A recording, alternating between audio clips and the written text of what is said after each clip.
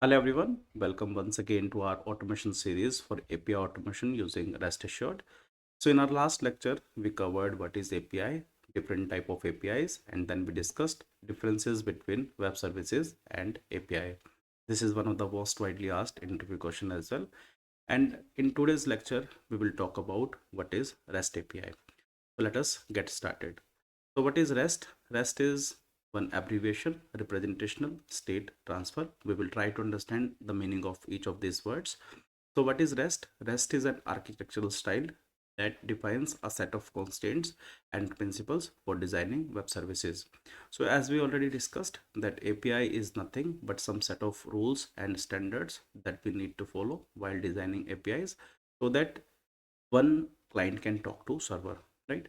Now what is REST APIs? So REST APIs are nothing, they are known as RESTful APIs as well.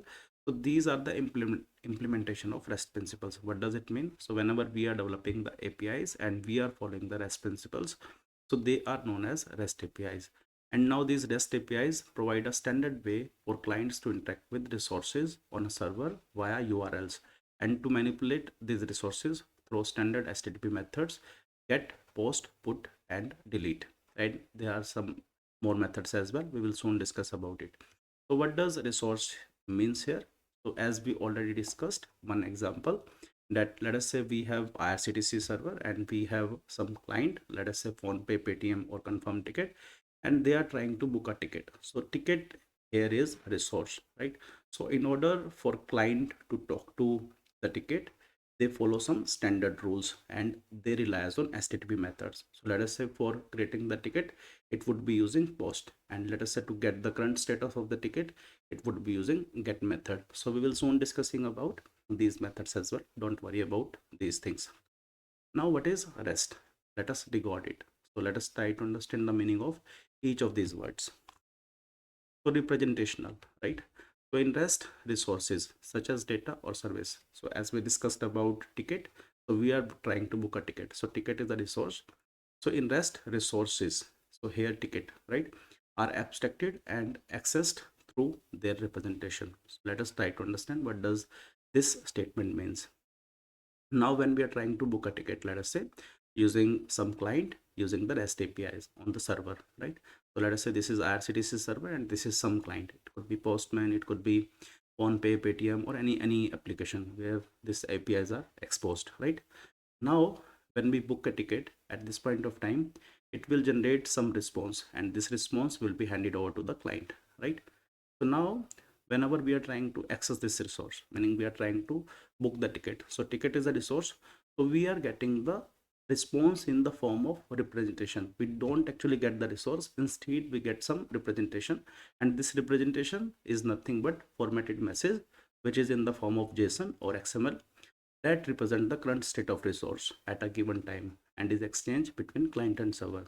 So this is what is representation. So whenever we are trying to access a resource, we are getting the current state through the representation, and this representation is nothing but the JSON message. So we are not actually getting the resource, we are getting the representation of that particular resource at that point of time, right? Now let us discuss about state. So representation of resource at given point of time indicates the state of resource. At this point of time when we are trying to book a ticket, right, I have taken the same uh, diagram, right? So here ticket is booked, so we are getting the current state which is booked. So this particular representation at this point of time is known as this current state or state, right? So representation of resource at given point of time indicates the state of resource. When a client interacts with REST service, it changes the state of resource through operations like put or post.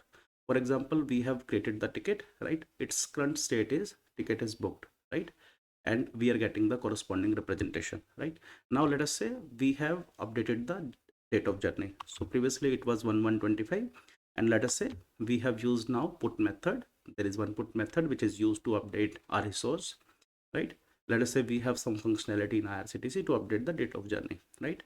Now in this case, let us say what will happen is we are updating the date of journey. As a result, ticket would be updated, so its state will be updated and we will be getting the latest response, latest representation, right? So representation of resource at a given point of time is known as state of resource. So we are getting the updated state now, right? Now let us discuss about transfer.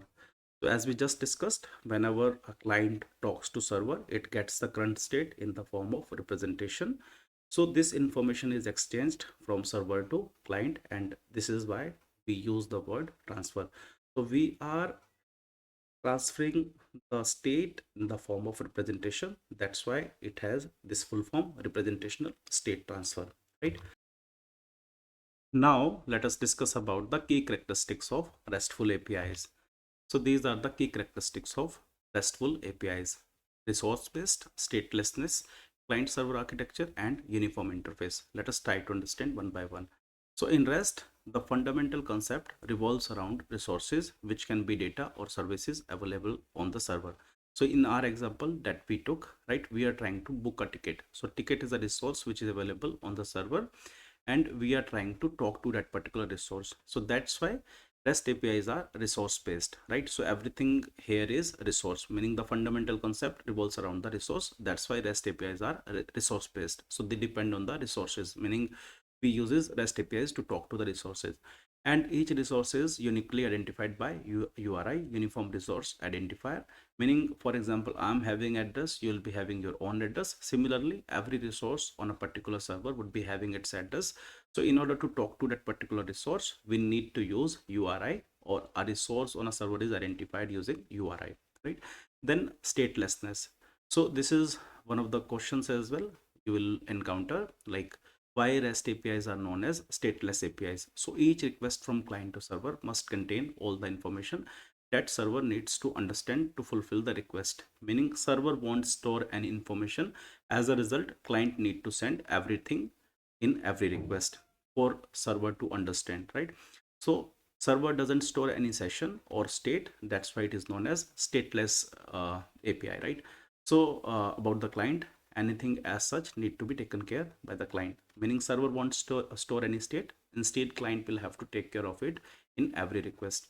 Also, it follows client server architecture because we are trying to talk to server with the help of APIs, meaning client, if want to interact with server, they are following the client server architecture, because with the help of APIs we are trying to access the resources of server, so client and server can operate independently and allowing each other to be developed and replaced independently. So suppose today we have IRCTC, right? Tomorrow let us say there is another server which is allowing a ticket booking. So PhonePe, Paytm and all, they can integrate with them as well. Similarly, let us say PhonePe, Paytm, confirm ticket, they are utilizing the service of server, so they can also be replaced, meaning any other application can come and they can also start getting the exposure to IRCTC APIs and they can talk to the server, right? They can also start booking the tickets. And uniform interface. So REST APIs define a uniform standard for interacting with various resources. So as we just discussed that REST APIs are used to interact with resources. So it defined some standard uniform interface, using which we interact with resources. So how it interact with the resources? It interact with resources with the help of HTTP methods. So we use get, put, post, patch and delete. These are the HTTP methods that we will be discussing soon. Don't worry about it, right? So this is what are the different characteristics of RESTful APIs. So in the next lecture we will try to understand what are the different components of REST API. So this is what I wanted to cover, guys, as part of current lecture. Thank you for watching. I would request you to please like, share and subscribe. Thank you once again.